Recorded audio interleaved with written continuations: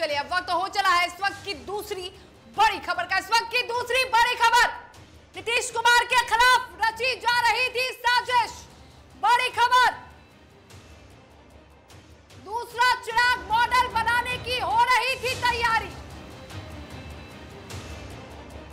JDU के राष्ट्रीय अध्यक्ष ललन सिंह का बड़ा बयान, जेडीयू में कोई साजिश अब चलने वाला नहीं है। तो मुख्यमंत्री नीतीश कुमार के खिलाफ कौन साजिश रच रहा था, ये सवाल है। दूसरा चिराग मॉडल बनाने की कौन तैयारी कर रहा था? जेडीयू के राष्ट्रीय अध्यक्ष ललन सिंह का बड़ा बयान,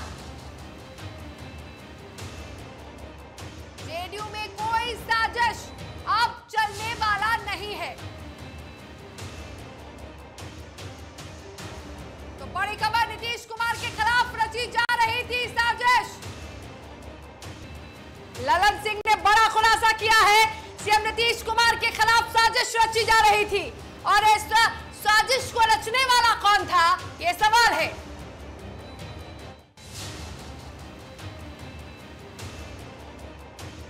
दूसरा चिराग मॉडल बनाने की तैयारी हो रही थी।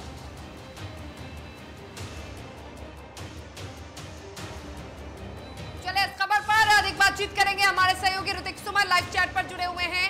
ऋतिक, कौन रच रहा था साजिश? ललन सिंह के इस खुलासे के बाद तो यही सवाल सामने आ रहा है।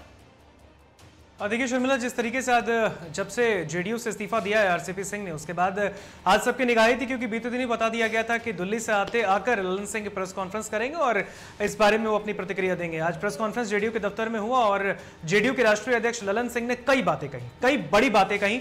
आरसीपी सिंह पर भी जो है तंज उन्होंने कसा। उन्होंने जो भी बातें आरसीपी सिंह ने बीते दिन कही थी, चाहे वो मुख्यमंत्री नीतीश कुमार के प्रति हो या फिर जेडीयू के प्रति हो, जेडीयू को डूबता जहाज बताया था, सब हर एक बात पर उन्होंने मीडिया को भी हर एक सवाल का जवाब दिया। उन्होंने कहा कि देर सवेर ही सही आरसीपी सिंह को तो जाना ही था, क्योंकि उनका तन यहां था, मन कहीं और था। जब सवाल पूछा गया कि मन कहां था, मन बीजेपी में, क्या यही सवाल है। और यही सवाल जब मीडिया ने पूछा कि मन कहां था मन, क्योंकि नजदीकियां उधर ही जा रही थी, तो उस सवाल पर कहीं ना कहीं वो बचते दिखे ललन सिंह। हालांकि कई बातें उन्होंने कही। उन्होंने कहा कि देखिए, केंद्रीय मंत्रिमंडल में साल 2019 में ही खुद बिहार के मुख्यमंत्री नीतीश कुमार ने यह साफ कर दिया था कि अगर केंद्रीय मंत्रिमंडल में अगर जेडीयू को सम्मानजनक सीटें नहीं मिलेंगी, तब तक जेडीयू का कोई भी प्रतिनिधित्व नहीं करेगा केंद्रीय मंत्रिमंडल में। लेकिन 2019 की बात के बाद उन्होंने कहा कि आखिर उसके बाद क्या हुआ।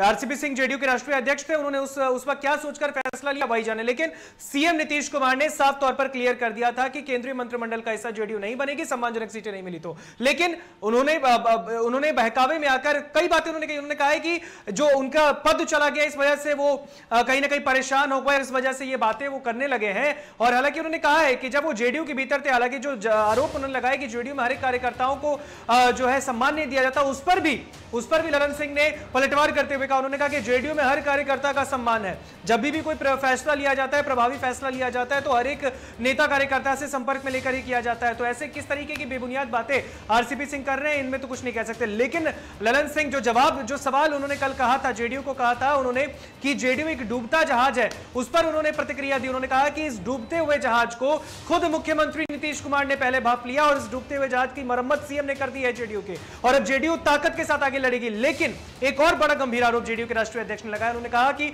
2020 में जब बिहार में विधानसभा का चुनाव हुआ था, उस वक्त भी जब जेडीयू को 43 सीटें ही मिली थी, जेडीयू आखिर तीसरे नंबर की पार्टी क्यों बनी?